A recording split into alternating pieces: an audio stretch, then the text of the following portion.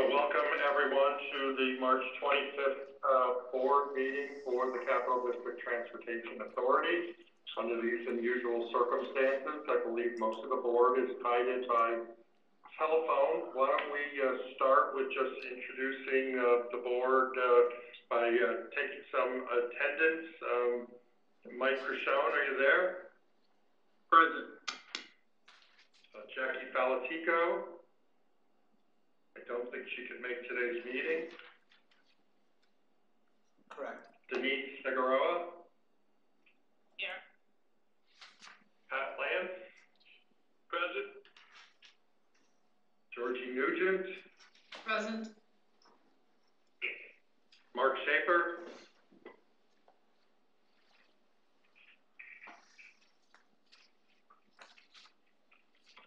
Mark, are you there? Sorry, I'm muted. Here. Thank you. And David Sacro. Present. Very good. Carl, can you just tell us who's also at the table at the boardroom? Yeah, I am joined by Amanda Avery, Mike Collins, Vanessa Salome, Chris Desney, and Jamie Watson. And by the way, we are all practicing our social distancing. Very good. As you all know, we are trying to sort of compress this meeting by dispensing with some of the normal activities that take place at the CDTA meeting. And we sent you kind of a script earlier today so we can walk through the various transactions and considerations that are on today's agenda. Carm made a good reminder that you may want to mute your phone. We'll move as slowly as we can through the meeting so everyone will have an opportunity to speak. And if you do need to speak, please tell us your name and then start talking. So I'm going to start with we have the agenda in front of us. Unless there's an objection, I will take it as unanimous consent that the agenda as is approved. We'll move on to the minutes of the February 26, 2020 meeting. If someone would like a motion to make a motion to adopt those minutes, we'll take that. This is Georgie Nugent. Second. Very good. I think we all got that. If there's no opposition, it's approved. And we will move to the actions that were before the Performance Monitoring Committee from last week's meeting. Many of you attended all the meetings last week, so I think you all are familiar with the actions that are taking place. But I will walk through each of these resolutions for us. The first resolution is 13-2020, which is approving a contract for the Harriman and Downtown Campus. The Performance Monitoring Committee discussed and recommended a contract with Newcastle Paving to complete site work at Harriman West and station construction at UAlbany's Downtown Campus. This is part of the Washington Western ERT project. And at this time, we will need a motion to award a contract to Newcastle Paving of Troy for an amount not to exceed $4,603,716. Does someone make a motion? Yes, this is Denise. So moved. Do I hear a second? Second. Thank you, Mark. Is there any further discussion or collaboration on this?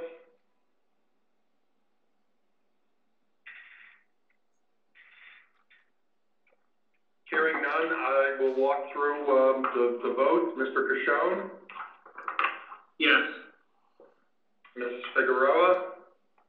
Yes. Ms. Nugent? Yes. Mr. Schaefer? Yes.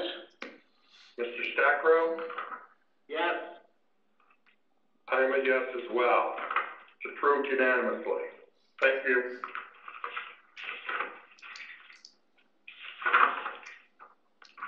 The next piece of business is reviewing a contract for the River BRT Phase 3. Again, the Performance Monitoring Committee reviewed and discussed and recommended a contract with Callahan Industries for station infrastructure and signal work along the river corridor, BRT area corridor. As you know, this work has been going on for a while. We need a motion to award a contract to Callahan Industries of Albany for an amount not to exceed $3,101,691, and this amount includes the standard 20% contingency. Can I get a motion on resolution 14-2020? So move. Thank you, Mark. Second. Thank you. Any further discussion about this matter? I noticed there was this is Georgie. I noticed there was quite a difference between the two bids, more than a twofold difference. Chris, Yeah, this is Jeremy. We did some research after the bids. I contacted the other bidder on the project, which just happens to be the contractor that was awarded the Harriman West and Downtown Campus Award. After reviewing the two bids, they had extremely high numbers for all of their paving work. So there's two things that stood out there. It was a much higher increase than what it was on the bid that they won. Without having any confirmation of this, I felt as though they did not want to win the bid because it was extremely high, the amounts that they put in there. Secondly, when I spoke to them, their main concern was that a lot of this work is spread out throughout the region for the BRT line, and that it would require a lot of their forces to be able to get the work done, and they wouldn't be able to bid any further contracts. So I think they increased their amounts to be able to cover the work for the year, for the season, and that was the reason why they were so much higher than Callahan. But at the same time, Callahan is our Phase 2 contractor for this, so they're already on site and have already been able to move forward with a lot of the work, so they know exactly what they're getting into. And I think they were able to give us a very good bid and lower than expected because of the work that they've already done. So there's a couple of different factors in there, but I think Newcastle really shied away from wanting to win the bid because it would have been a bit too much work for them. Okay, thank you for the explanation. Any other questions or comments? the only comment is, in addition, Mrs. Carm, sorry that I should have mentioned, there are staff people on the call outside, either at home or in their offices, in the interest of social distancing. Okay. So with no other comments, again, I will walk through the roll for the vote. Mr. Cashone? Yes. Ms. Figueroa? Ms. Nugent? Yes. Mr. Schaefer? Yes. Mr. Stackrow? Yes. I'm a yes as well, so again, it's unanimously approved. Thank you.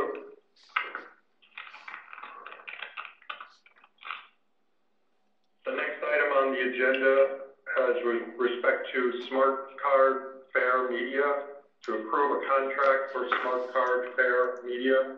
Again, the committee reviewed and recommended a contract with SPX Gen Fair to buy additional smart cards to replenish the Navigator card inventory. We need a motion to award a contract to SPX Gen Fair of Elk Grove, Illinois, for an amount not to exceed $84,200. So moved. This is Georgie. Do I hear a second? Second, Denise. Thank you, Denise. Anybody have any questions or further comments about this?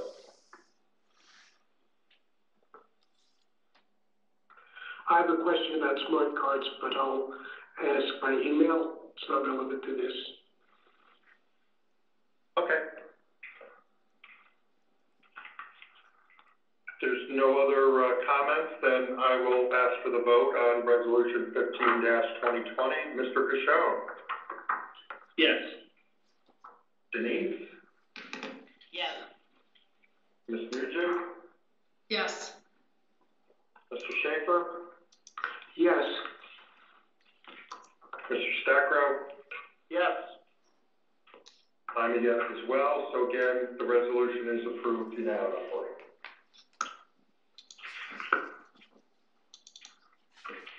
The next item that was before the Performance Monitoring Committee was a recommendation to approve the procurement manual and some revisions. The committee walked through some of the changes that were prepared by the staff. These revisions are consistent with the guidance from New York State and the federal government, and we expect that will improve the business practices of the company. At this time, we need a motion to approve the revisions and approve the procurement manual. Can I get a motion on that? So moved. A second, please. Second. This is Georgie. Thank you. Any comments about the topic of the procurement manual? I may have said this in committee, but the new state climate law will require that all state actions take into consideration the state's climate goals of reducing greenhouse emissions. I would expect that the regulations haven't been promulgated yet. The Climate Action Council just had their first meeting, but people should bear that in mind as they work on the next version of the procurement manual. Noted. Thank you.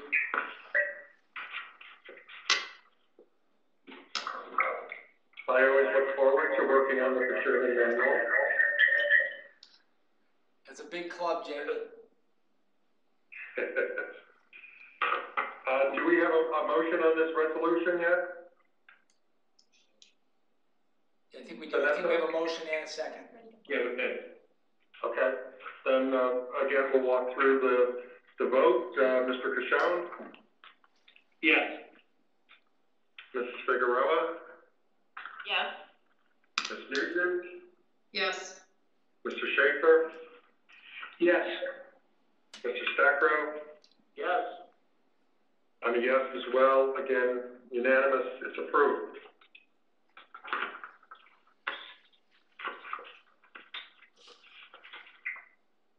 The next item that was before the Performance Monitoring Committee was a recommendation to approve the transfer of the bike share contract.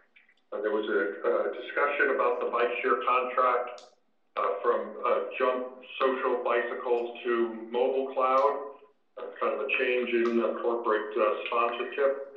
We need a motion to award a one-year contract with 4 option years to Mobility Cloud Inc. of New York City for an amount not to exceed $630,000 per year. Can I get a motion so we can talk? So moved. This is Georgie. I'll second. This is Denise. Thank you. Any further comments or questions about Mobility Cloud? This is Carm. John Scherzer's on the phone, but as we explained in committee, this is really sort of a full circle here. We're back with our original contract, or at least the working parts of the company, and this will do us a lot of good. We'll be able to add new bicycles. We'll be able to upgrade our software, our GPS software, which is so vital to that program, and remain with the people who help us to operate bike share so well. So full circle and a good thing, I think, with bike share program. Very good. Any other questions? Comments? Mr. Kishon, what say you? Yes.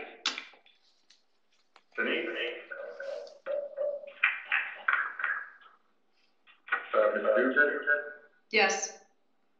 Mr. Schaefer? Yes.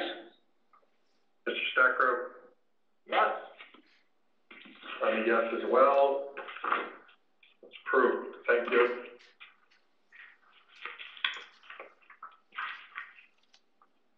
Now we're moving on to the action items that were reviewed in the Strategic and Operational Planning Committee meeting last week. The first item is the fiscal year 2021 budget. As you know, we've talked about this at many meetings over the past few months. We've developed a budget plan for fiscal year 2021. It was agreed on a $97.7 million operating plan and a $425.1 million capital plan over the next 5 years. The first year of the capital plan is funded at $53.2 million. This includes a number of projects, including the River BRT and our bus replacement program. It also includes annual lease obligations for buses. At this time, we need to approve the budget, the $97.7 million operating plan and 5-year capital plan that totals $425.1 million. Can I get a motion on this, please? This is Dave, so moved. This is Mike, second. Thank you. Any other questions or comments? A lot of work went into this. Really appreciate the work that Carm and Mike and Phil and others have done to get through this. Kind of a long process, but I thought it went extremely well this year. Carm, do you have anything to add on this? Well, I think the good thing for us from the company's perspective, and Jamie, you're right, a lot of people pitching in here, including, board members, yourself, Mike Rochelle, Dave Stackrow, who worked a little overtime for us to ensure that we kind of looked at this from all angles. The nice thing, especially since we're in such uncertain times, is we have a plan B. We actually have a plan B and a plan C. There's so much in this budget that is new, new initiatives, new services, new programs. It remains to be seen how much of that it comes to fruition, at least on the schedule that we've established, given the difficulties we face right now. But the reassuring part is we've got a great year, a financial year that we're finishing, and we'll roll this over to a spending plan that increases by 8.3%. As I always do, I went back and checked the historical files. We've never had a year where we've seen the operating plan increase like that with corresponding revenue sources, which I think is what made the budget team, both the staff and board budget team, feel a lot better about a plan that increases spending by 8.3%. It's not dollar for dollar offset, but pretty darn close. So hats off to everybody who worked on this. I would say it's one of our better budgets, given what we're trying to accomplish. But we'll keep our eye on state and federal leaders to see what comes out of Albany and Washington regarding transit funding. But, as I like to say, film at 11, because those details just aren't available right now.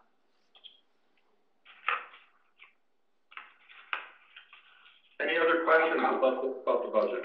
Yeah, I have a comment. We are in a state of emergency due to the epidemic. Globally, it's a pandemic. Locally, it's an epidemic, which will be very economically disruptive, possibly until there's a vaccine around the middle of next year. There's a lot of uncertainty right now in terms of the federal stimulus and how much of that will go to the state. I heard the governor this morning before the call saying that the Senate bill gives the state $3.7 billion, which is much less than the projected revenue shortfall.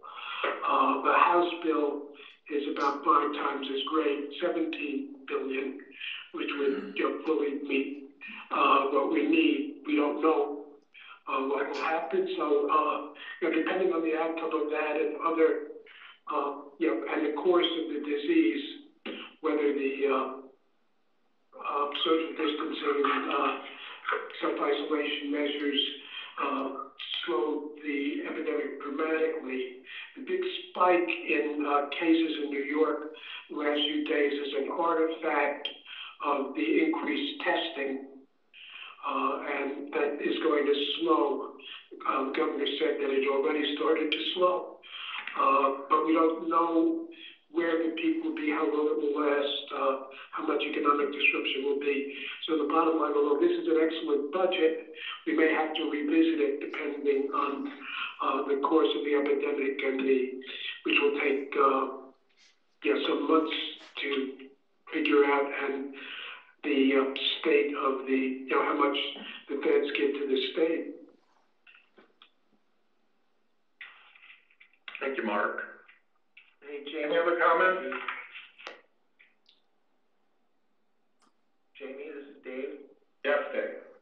Just to add on to Mark's comments, transit has not yet been addressed at the federal level either. So I know they're kicking around numbers that range anywhere from $20 to $25 billion that would be specific funding for transit, and that indications are that will be addressed in the next funding go-around, and that those funds would be distributed along formula lines. So, our normal 5307 allocation would be how those additional funds, once they're approved, would come to us as an agency and to transit generally. So, again, nothing for transit as far as I know in this current bill that they're working their way through, but it would come in the next go-around.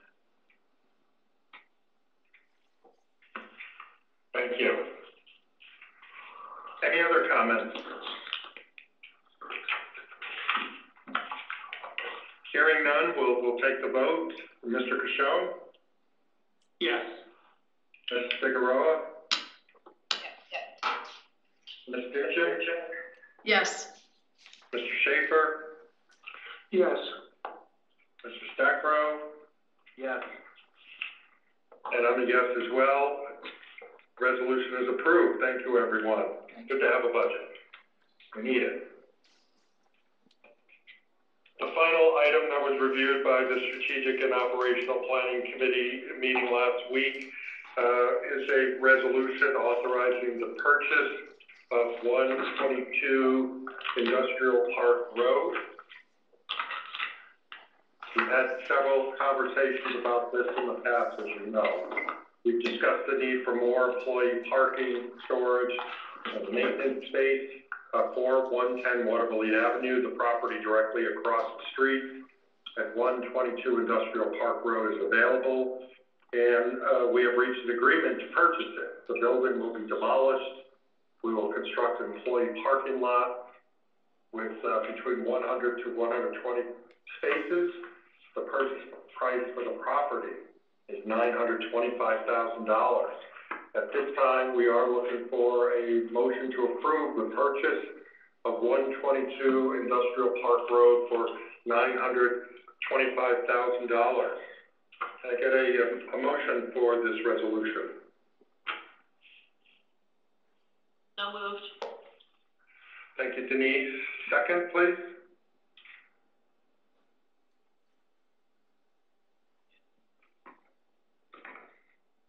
Second. Thank you, Mike. Any questions or comments about this action?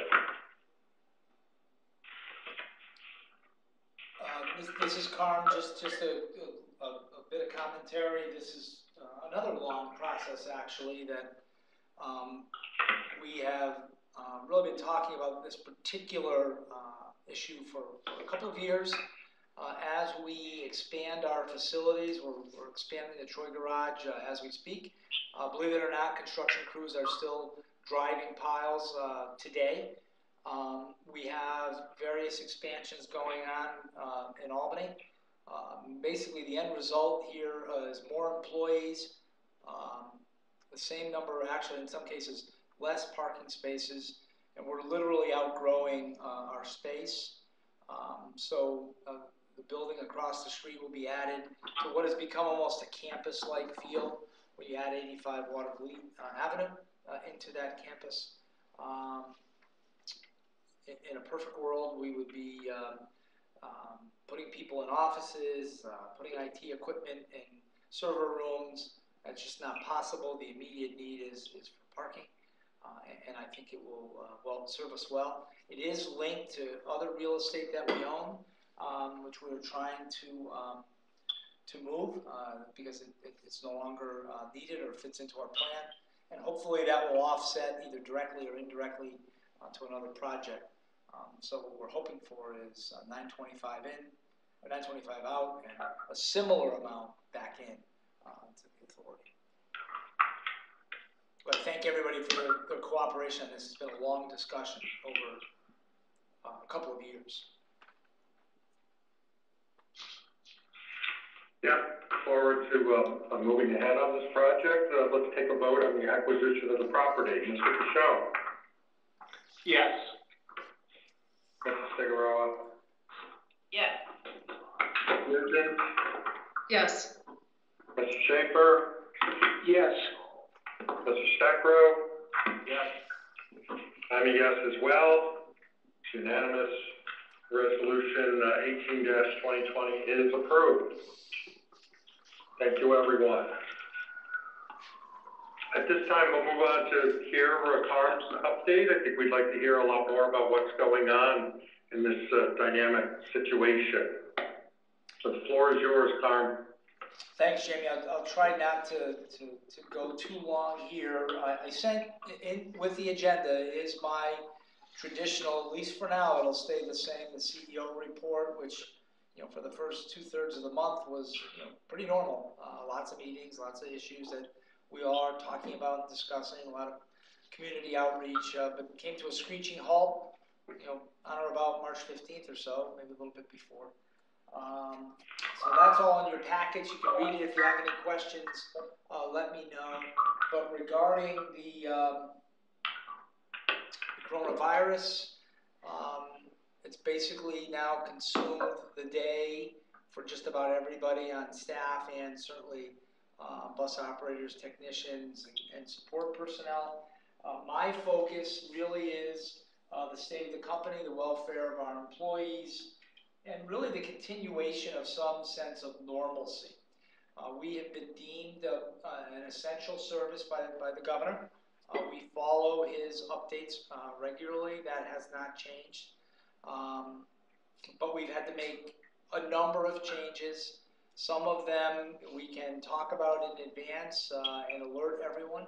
Some of them, honestly, are made on the fly because a condition or a situation changes. We're following guidance from our state association, from our federal association, APTA.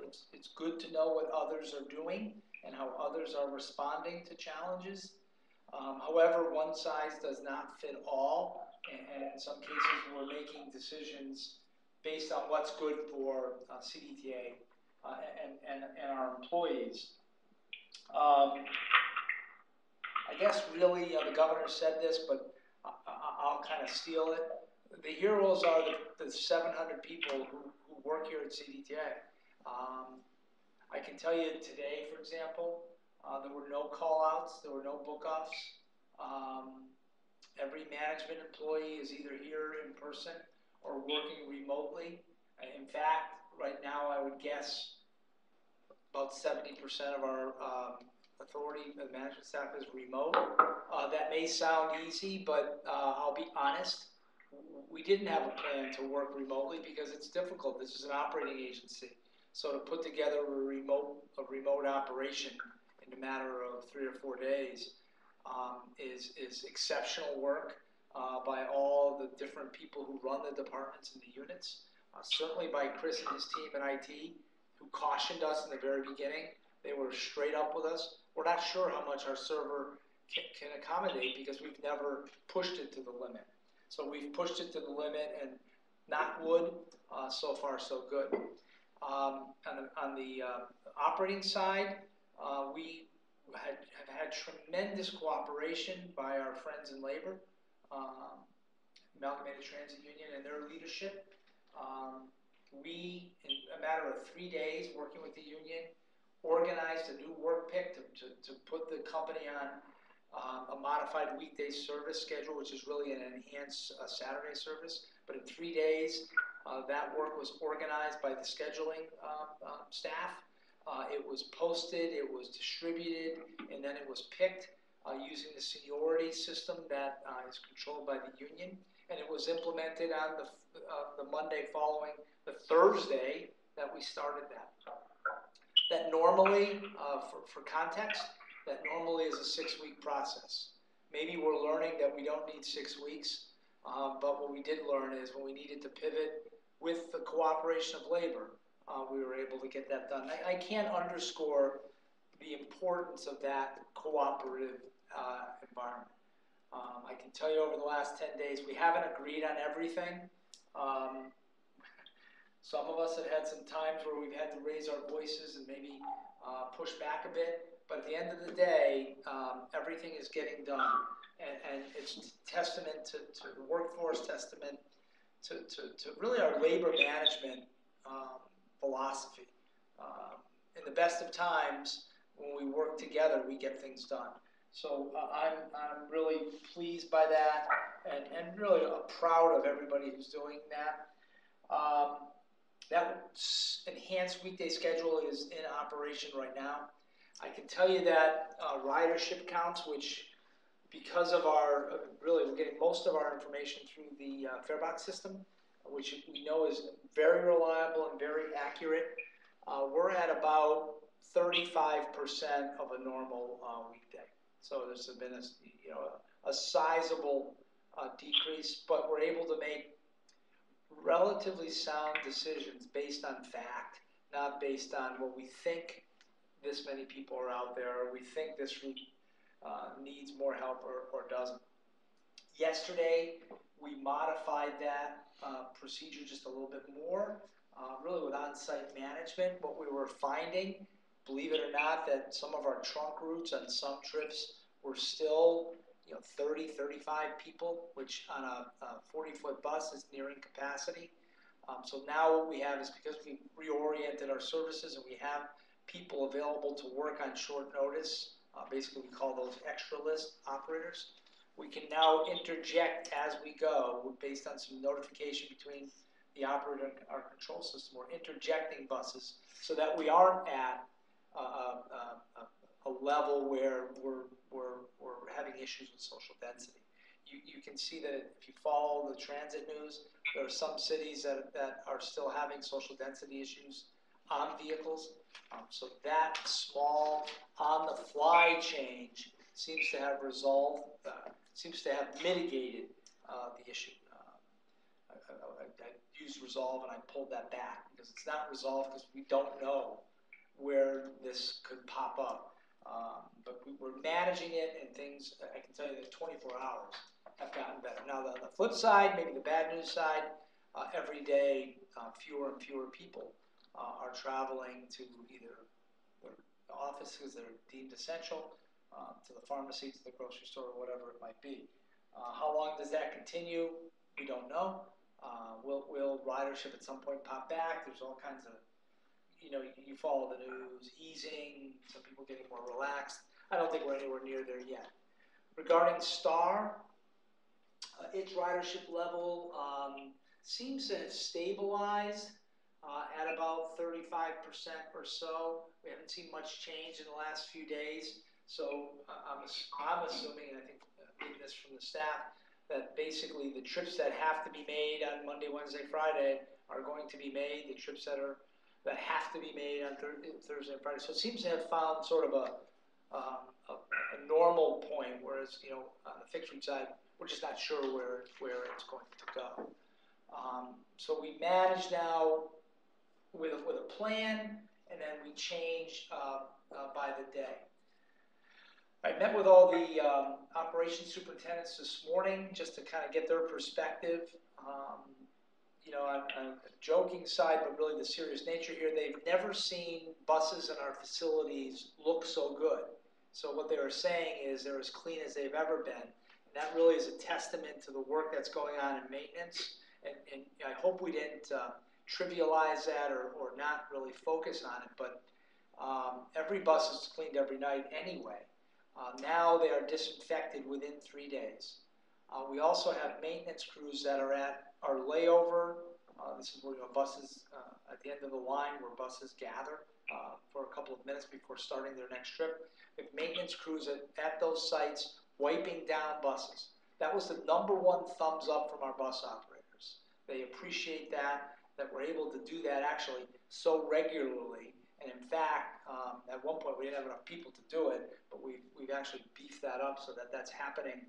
I'd like to tell you every single trip, not quite, but pretty close. So at the end of every trip, bus gets wiped down with disinfectant, and we move from there. The facilities themselves are being disinfected regularly, daily, sometimes twice a day. People literally going around with gloves on, with disinfectant, wiping down the facilities. It's not perfect, but to hear that from the superintendents tells me that we're on the right track. Regarding social distancing, not as easy. It's tough to break old habits, and when you're an essential operation and people are coming to work. Now, as I said earlier, we have thinned out the management staff dramatically. This is about as big a gathering as you will see, with 6 of us in a room. The problem has been in the operating areas. People report to work, they walk up to a window, they are in line, there's 4 of them in line, they walk over to get a sandwich, etc., etc. And you're not directly managing that operation. So we have stepped it up. It got to the point earlier this week where we knew it was an issue. So we've stepped it up with signage, with active management. Literally, people are now walking around almost as social distance counselors. Maybe that's a new one, SDC. Social distance counselors are walking around reminding people. It's almost a constant process now. And I can tell you that we've seen improvement. We've seen improvement yesterday, today versus yesterday, yesterday versus the day before. I would hope that over time we don't have to do that as much, that people will actually heed that advice. I would say in our response, if at least, the way I look at things, that's been the #1 issue. People just, by accident, you find 3 people in a room having a discussion and the room is 8 by 10. That can't happen. So what we're doing is now actively managing it, reminding, and reminding and reminding. Now remember, because of the new pick, we now have more people on the extra list to be assigned as needed. So they gather. So it some good creates some bad, and you have to manage the bad and make that a good again. So we're doing that and actively considering, more changes as we move forward. But in a nutshell, without getting into every single detail, it's kind of where we are right now. Challenging, difficult, different, but we've been using that hashtag CDTA strong. I've gotten more compliments than, not about me, more compliments than anything else. I had one email today from a person in the maintenance shop saying, thanks for not laying us off. We're in this together. We're going to be better off tomorrow than we are today. My message back to him was that, I love you guys. That's it for me. Questions, That's comments? a great report, Carl.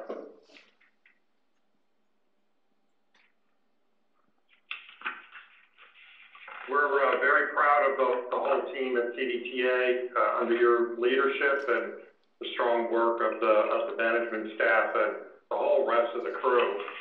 Everything seems to be operating seamlessly. It's pretty impressive from the outside looking in and then getting a little bit more word of what's going on the inside. You're doing a great job of managing the system at a very, very difficult time. Any board members have any other comments to make or to harm or add to what we've been discussing? Yeah, this is Lance. I was going to make a couple comments to you guys. From a labor perspective, a lot of positive, input. And I know it's a tough situation, but from the labor perspective, and talking to B.A. Volkman quite a bit, he's happy, and not happy with the situation, but happy what the company is doing and helping out the employees, especially with the food and everything else. And appreciate all your effort on this in a trying time.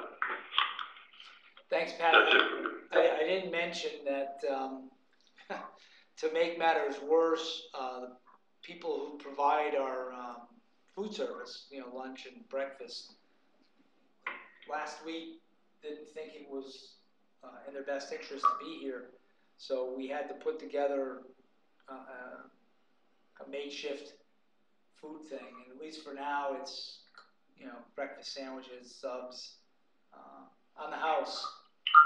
So I've gotten a couple of complaints from people that they had just come through the Biggest Loser Challenge contest and had lost 25 or 30 pounds, and we were ruining it with lots of free food.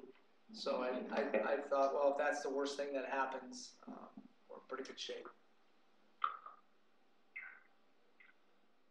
It's a pretty dynamic situation. It's changing. I apologize for the emails, and if some of the emails are repetitive, we just want to keep you updated. I hope you, if you have suggestions or ideas, or you hear something or read something, we are advising people to stay off Facebook. Sometimes we're advising them not to watch the news. But if there's something you see or hear, Dave Stacko's been a great resource. APTA's been great. They're sending a lot of stuff, but Dave gets it before, so he's been good to share it with us.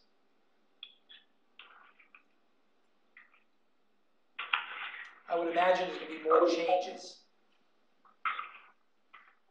Sorry. The communication has been very, very good, Carm, including this meeting. It's gone very, very well. I just have a couple of things to add.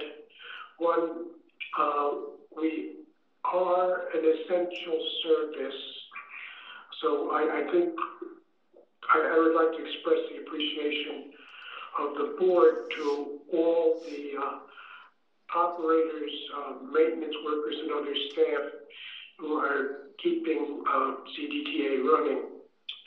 And I think we should do everything we can to accommodate them in terms of if they need leave for personal or family health reasons, encourage them, to stay home, and also to see what we can do to acquire any masks or other protective equipment that they request. The N95 masks are necessary for nurses, frontline health workers, but a less surgery quality mask could be helpful just in minimizing transmission. So we should try to acquire those for any operators who want them. Check. Yep, and we're on that, Mark, and we're also, one of the issues that we're looking at now that some systems have moved to is rear door entry. I don't want to be silent about it. It's a lot of systems moving that way. We're looking at that. We're considering that. That would probably be one of the next steps down the road. We will not do that without board authorization because that has a lot of things that would tie to that would happen. So before we do that, we want to make sure, before we consider that, we'll make sure we have our facts. But yes, all the employee protection, is now raised. But what I didn't talk to you about is sort of a shift in where we're likely to be using our resources as people have become available, as we reschedule things. We have several special things that we're doing. For example, the Albany School District has had trouble getting meals to children and families, especially the children, who eat breakfast and lunch at school. There are now 3 buses every day. They're STAR buses, I believe, that is all organized, that pick up meals and a volunteer or volunteers, and then have a preset list of stops. Our operator drives to those locations, to those homes, and the volunteer then takes the meal or the meal package to the home. Our drivers don't leave the bus, our drivers don't interact, but they're the conduit, so to speak. We're working with Albany County. We haven't started this yet, but I guess what they have done is they've moved the number of people who are homeless into hotels, but then sort of the unintended consequence, again, this thing is filled with unintended consequences. Unintended consequences is there's no way for them to get meals because they're essentially quarantined, so to speak, in the hotel. We're working with them. We'll probably set up a system where we'll do a similar thing with buses. Even in the private sector, Bellini's, is a Morello company. That name sounds familiar. Lisa's brother Joe operates the Bellini's chain. They've got an effort for frontline healthcare workers. They're providing meals, nurses, doctors, physicians. So they've reached out to us and asked if we could help them with that. We don't have the details yet, but once that sort of starts becoming, the YMCA has contacted us regarding they're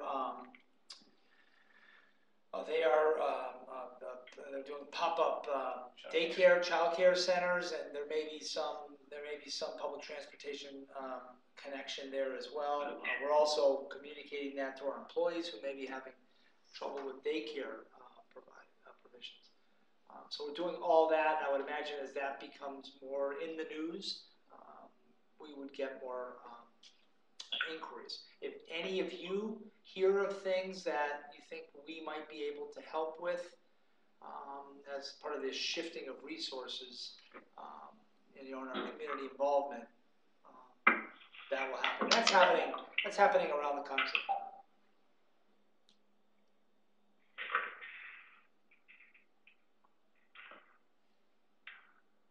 Any other comments from the board?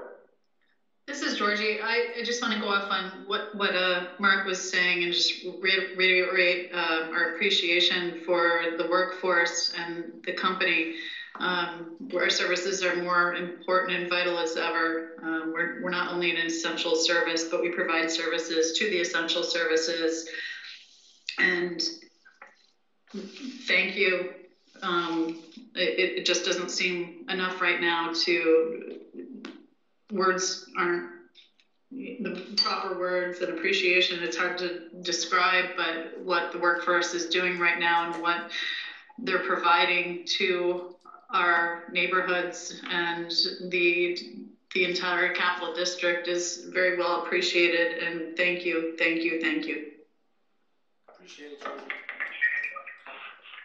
I guess maybe a final comment. I'm sorry, go ahead. Sorry. This is Mike. I just want to commend you, Carm, on your leadership of the organization and the service and performance of all the employees of CDPA that they provide to the communities that we serve.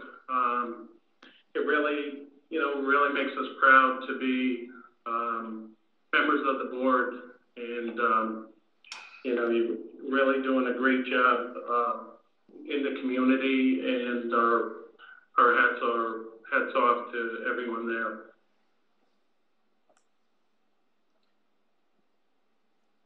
Thank you, Mike.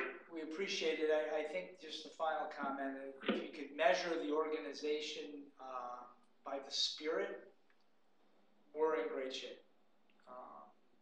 you know, everyone has, you know, the negative Nancy or the doom thrower here and there, but it's just a little different. The spirit here, the can-do attitude, you know, we'll get through this.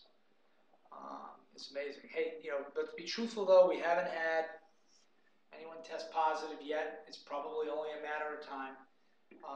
We are following all of the guidance. There's a whole series of steps that you take. Every day we report on the current situation.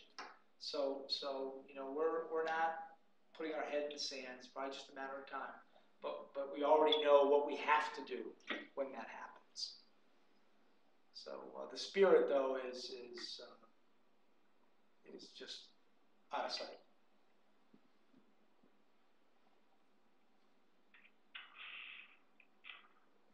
Any other comments, closing comments?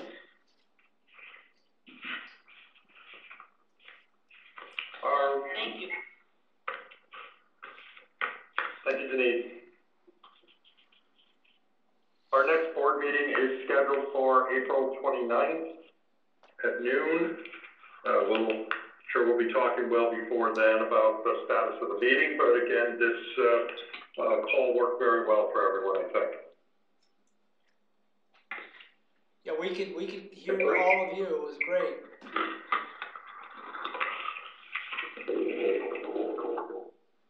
And if there are no objections, I'm going to adjourn the meeting, and everyone stay safe and healthy, and hope to see you all very soon.